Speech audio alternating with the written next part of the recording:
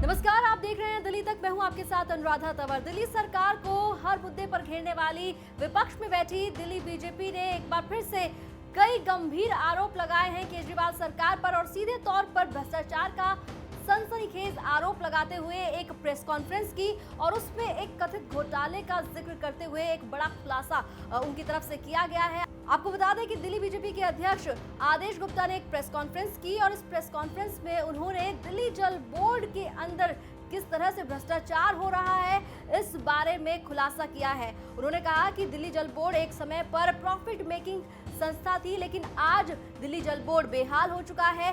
सीधे तौर पर उन्होंने निशाना साधा दिल्ली के जल मंत्री सत्येंद्र जैन पर। उन्होंने कहा कि दिल्ली के जल मंत्री सत्येंद्र जैन हैं, वो दिल्ली जल बोर्ड में भी अध्यक्ष हैं और उनकी नेतृत्व में दिल्ली जल बोर्ड के अंदर भ्रष्टाचार हो रहा है। सीधे तौर पर उन्होंने कहा कि एक डॉक्यूमेंट उन्होंने साझा किया, साथ ही साथ उन्होंने बताया कि एक टेंडर निकाला था दिल्ली जल बोर्ड ने पिछले साल 2020 में। तारीख का भी उन्होंने जिक्र किया यहाँ पर। उन्होंने कहा कि 153वीं मीटिंग थी दिल्ली जल बोर्ड की और उस मीटिंग के दौरान ही, यानी कि जब वो मीटिंग हुई अक्टूबर के महीने में 2020 में, उस मीटिंग में एक टेंडर जो निकला था उसे रिजेक्ट किया गया था। ये टेंडर दरअसल निकाला इसलिए था कि द्वारका के अंदर एक नया वाटर प्लांट को लेकर ये टेंडर निकाला गया था, एक नया वाटर प्लांट बनाने को लेकर। लेकिन उस टेंडर में जिस कंपनी ने आवेदन किया था उस कंपनी को रिजेक्ट कर दिया था। लेकिन रिजेक्ट करते वक्त कुछ बताया नहीं गया था दिल्ली जल बोर्ड के अधिकारियों की ओर से कि आखिर किस बेसिस पर, किस आधार पर दिल्ली जल बोर्ड ने उस टेंडर में जिस कंपनी ने आवेदन किया है उसे रिजेक्ट किया। और एक साल के बाद यानी कि 2020 में जब दिल्ली जल बोर्ड की 157वीं मीटिंग हुई, उसी कंपनी को वही टेंडर अवार्ड कर दिया। आखिर क्या बदल गया एक साल के अंदर?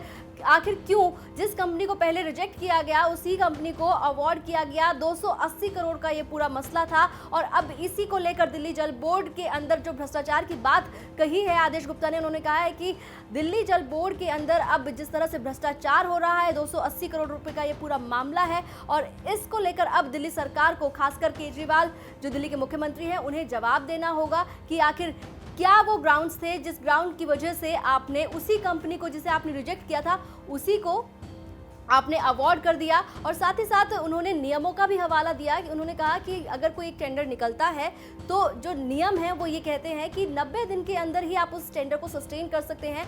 लेकिन अगर 90 दिन तक वो टेंडर सस्टेन नहीं होता है तो फिर आपको नया टेंडर जारी करना पड़ता है। लेकिन जिस तरह से इस मामले की बात की जाए तो यहाँ पर कहा गया कि जो टेंडर पिछले साल निकला था वही टेंडर को अवार्ड कर दिया उसी कंपनी को जिसे रिजेक्ट किया गया था। आखिर क्या बेसिस था? उन्होंने कई गंभीर आरोप यहाँ पर लगाए हैं। क्या कुछ कहा आदेश गुप्ता ने, आपको सुनवाते हैं।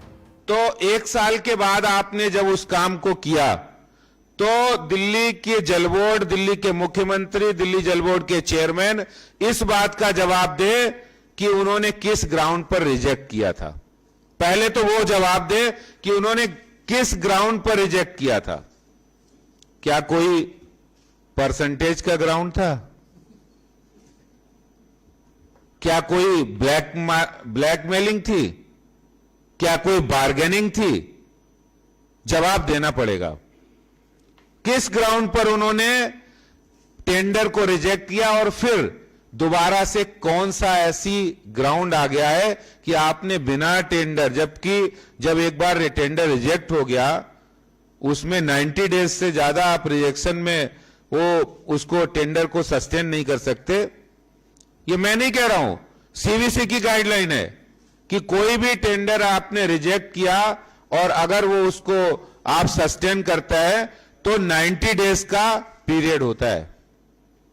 फिर आपने दोबारा उसको एक्सेप्ट कर लिया रिजेक्ट करने के बाद, तो आपने वो कौन सी ग्राउंड थी? वो कौन सी ग्राउंड थी? कितनी परसेंटेज की ग्राउंड थी जो आपने रिजेक्ट को, टेंडर को एक्सेप्ट कर लिया?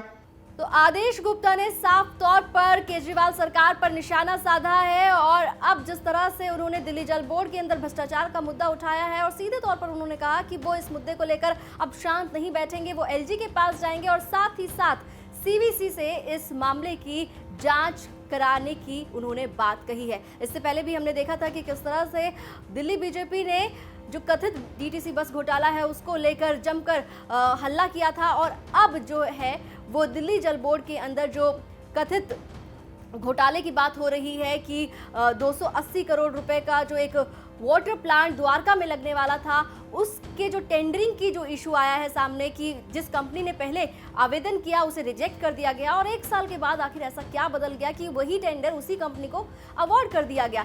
जाहिर तौर पर सरकार का ये जो फैसला है, दिल्ली जल बोर्ड का जो ये फैसला है, ये चौंकाने वाला है। देखना होगा कि आने वाले वक्त में इसको लेकर सरकार की तरफ से, दिल्ली जल बोर्ड की तरफ से, अधिकारियों की तरफ से क्या कुछ कहा जाता है। दिल्ली एनसीआर से जुड़ी तमाम खबरों के लिए आप देखते रहिए दिल्ली तक।